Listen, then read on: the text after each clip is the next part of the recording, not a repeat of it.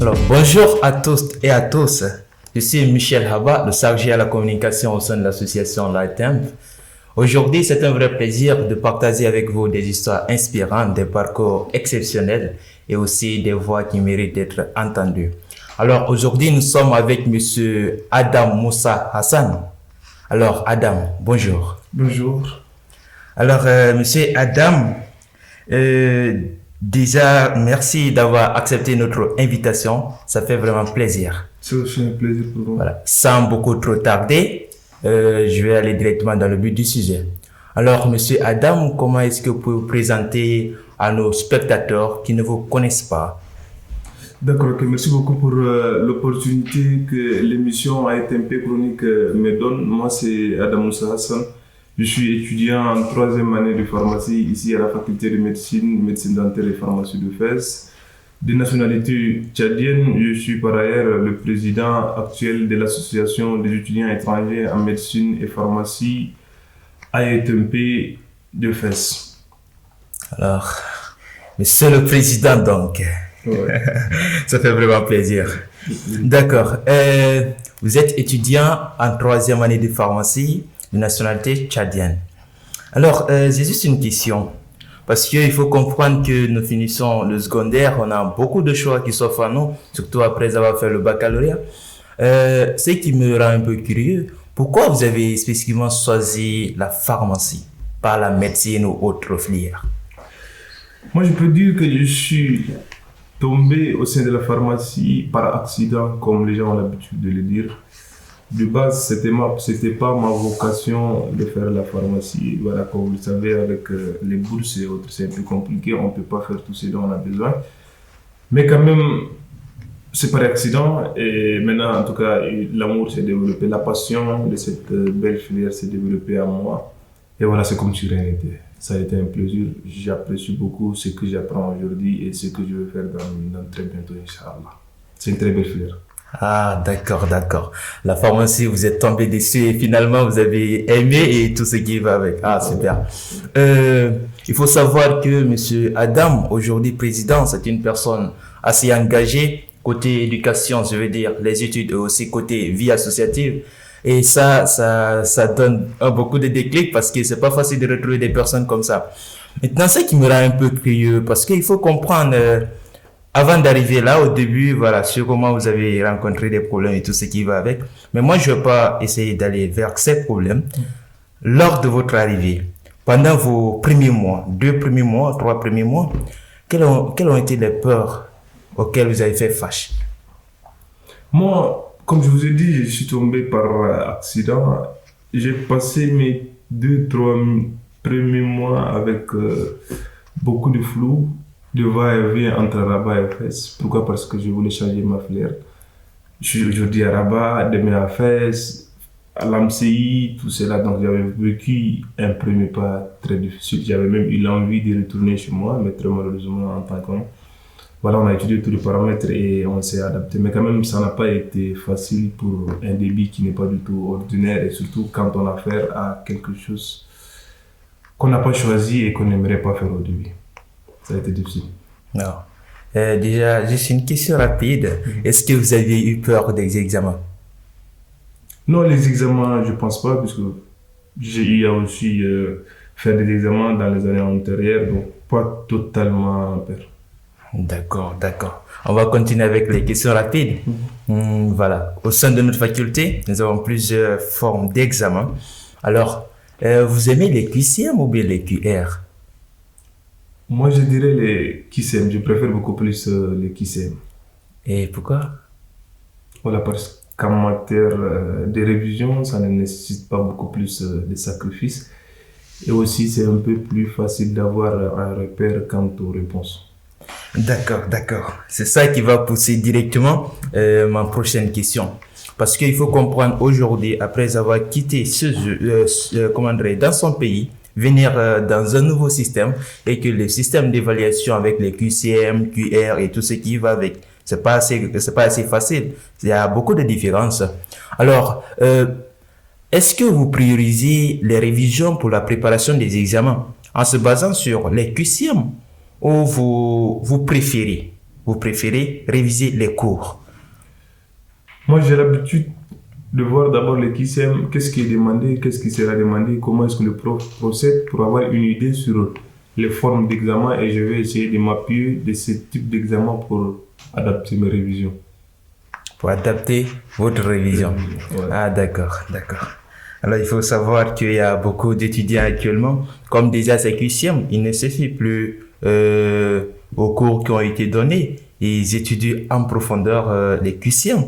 Et ensuite, voilà, ils vont se fier exactement sur ça. Donc, quel conseil vous pouvez donner à ces étudiants qui pensent que, voilà, ce qui reste, c'est genre étudier uniquement les QCM, les mémoriser. Et voilà, après, tu peux aller répéter là. Non, mais je pense que les enseignants sont imprévisibles. Hein. Ils sont là, c'est pas pour faire répéter les mêmes choses chaque année. Les choses changent d'examen en examen.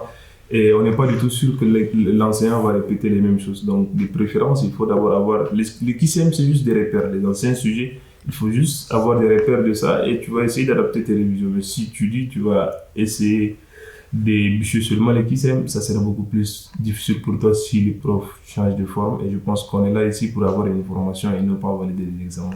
Ah, exactement. Avoir une formation et pas valider l'examen. D'accord.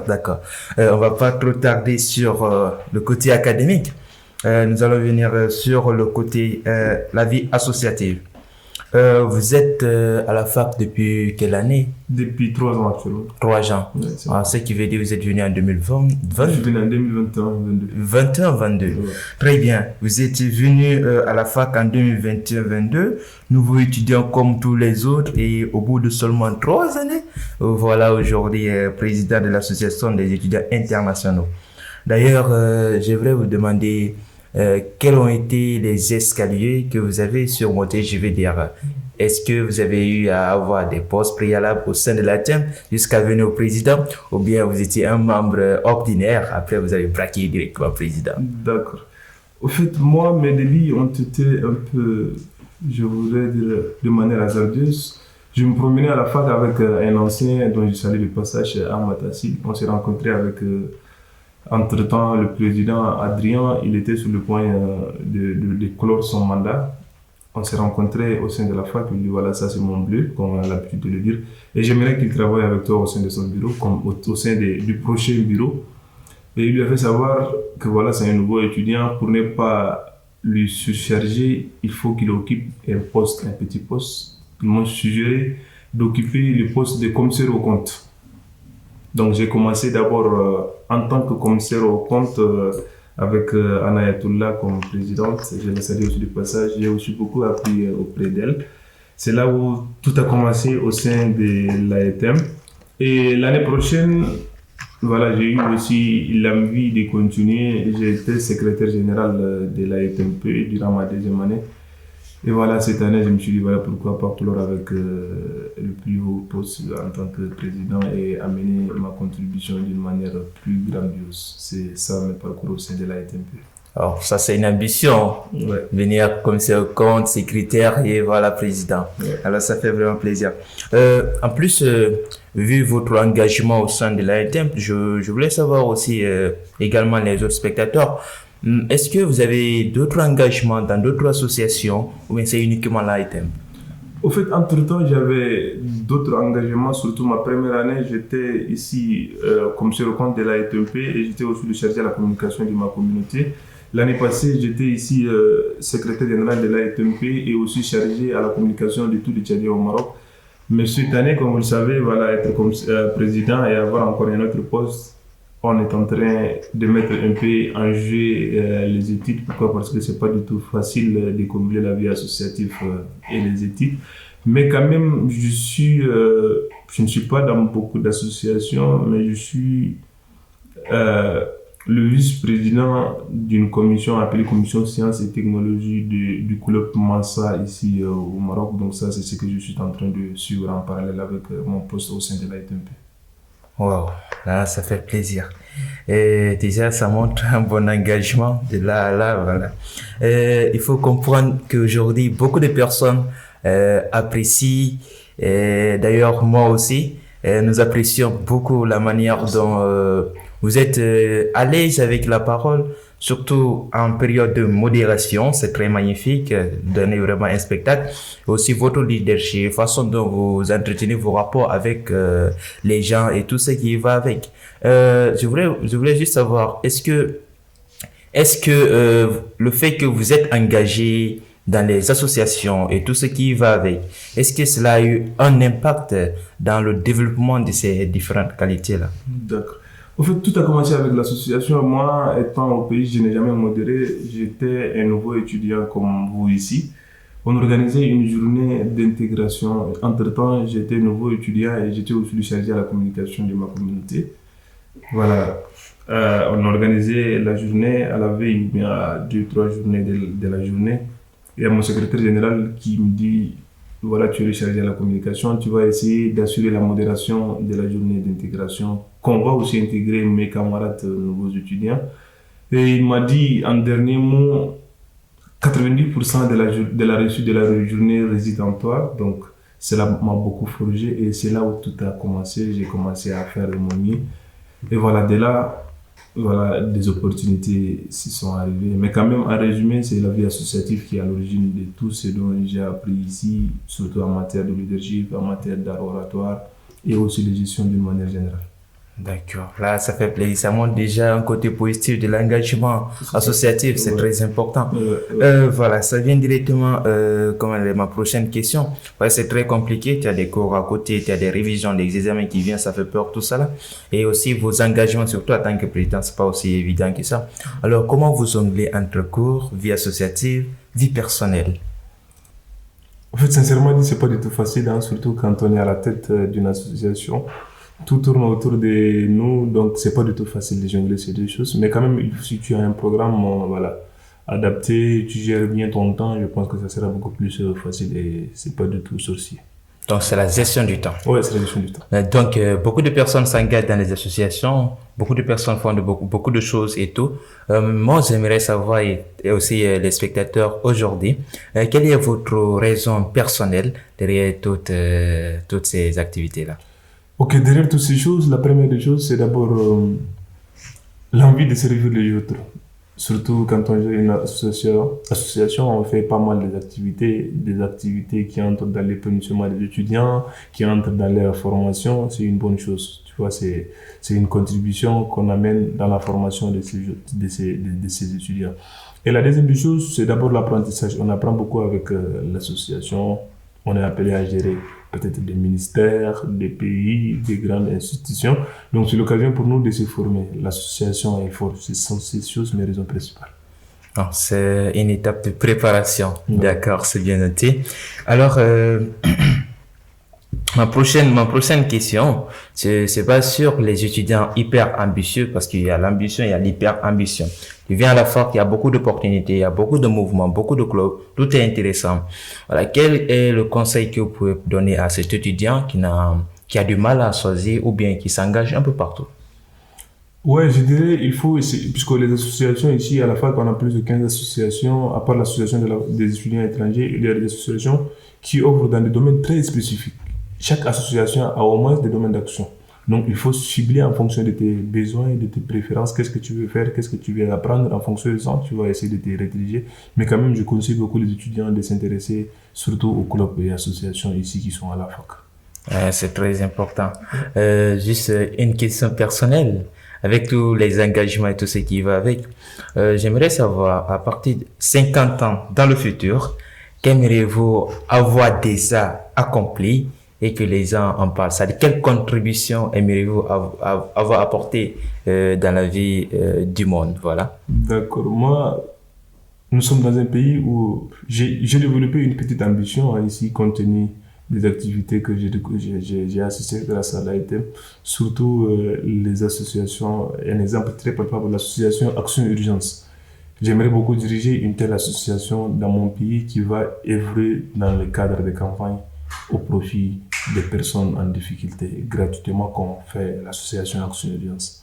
Et aussi, j'aimerais que les gens pensent, voilà, sur le fait qu'on a accompli beaucoup de choses. On apporte nos pères à l'édifice quant à la construction de notre pays, de l'Afrique et pourquoi pas du monde. Oh, c'est très important. Action, urgence, œuvrer pour l'humanité. Ouais. C'est très important. Alors, il faut comprendre, votre arrivée, ça a été hyper compliqué parce que vous aviez le deux temps entre changer de filière, rester ici à la faculté, aller au pays. Tout ça, vous avez dû faire des erreurs, vous avez eu à avoir des pensées, des désespoirs. Maintenant, si vous aviez cet Adam-là aujourd'hui devant vous, qu'aimeriez-vous dire à cet Adam-là pour qu'il comprenne par rapport à tout ça? Moi, je dirais, malgré les obstacles qui se pointent devant nous, si on a la possibilité de faire ce dont on a l'envie de faire, il faut traverser toutes les barrières pour le faire, quel que soit ce que cette chose va coûter. C'est le conseil que je vais dire aux étudiants. Parce que quand on fait une chose qui ne nous plaît pas, c'est pas du tout facile d'exceller dans ces choses. D'accord. Si tu vois que c'est possible et que tu aimes, il faut traverser toutes les barrières pour le faire. Parole d'Adam. Alors, monsieur Adam, nous sommes à la fin de notre émission. Voilà. Pour ces spectateurs et ces nouveaux étudiants qui nous suivent aujourd'hui, quelle serait votre dernière expression? Qu'aimeriez-vous que ces étudiants retiennent de vous? Ok, d'accord. Donc, moi, ce que je peux dire aux étudiants, c'est d'abord leur dire qu'ils sont ici dans le cadre des études. Il faut qu'ils gardent en vue leurs études pour ne pas, voilà, faire 10 ans, 11 ans, 12 ans avant d'avoir le doctorat ou bien la licence. Et aussi, voilà, de s'intéresser dans la vie associative. Pourquoi? Parce qu'on apprend beaucoup et on a aussi une famille qui s'est créée. Et je vais aussi profiter de l'occasion pour laisser un dernier mot, pour l'occasion qui m'est offerte, pour remercier aussi tous ceux qui nous ont accompagnés durant notre mandat, d'abord en commençant par la faculté de médecine qui nous a accompagnés et qui est avec nous dans toutes nos activités. Et aussi remercier le parrain de l'AITMP, le professeur Belhassem, qui nous accompagne tout le temps et chaque année. Et aussi tous les membres dont j'ai eu à travailler avec et ça a été un plaisir pour vous de travailler si vous regardez cette émission. Michel Haba, Yahya Ben Omarli, Adiatou, Vermon, Oumayat, Kardiatou, Nana Ishatou, Abdelmajid, Christian, Doutoum, Fatimata. Sachez que ça a été un grand plaisir pour moi de travailler et de servir l'AETM. Continuez ainsi et vous êtes à l'avenir de l'AETM et Inch'Allah, dans les années prochaines, l'AETMP sera dans vos mains. Et je vous remercie aussi M. Nabil qui nous accompagne dans le cadre de l'émission AETMP Chronique tout au long du début de cette émission. Et merci beaucoup pour l'opportunité que la commission scientifique me donne pour s'exprimer en ce sens. Alors, merci beaucoup. Il faut comprendre, il est parti de doutes, de peurs et tout ça. Il est passé de commissaire au compte, secrétaire et aujourd'hui président. Et encore côté études, il excelle aussi aujourd'hui en 3e année. C'est vraiment un parcours assez inspirant et je crois bien un parcours parmi les autres. Alors, merci beaucoup, monsieur Adam. Ce fut vraiment un plaisir. Alors, chers spectateurs, c'est la fin de notre épisode aujourd'hui. Nous vous invitons à suivre, à vous abonner, car ici, on va partager des choses exceptionnelles, des parcours inspirants et motivants. Alors, merci. Ciao.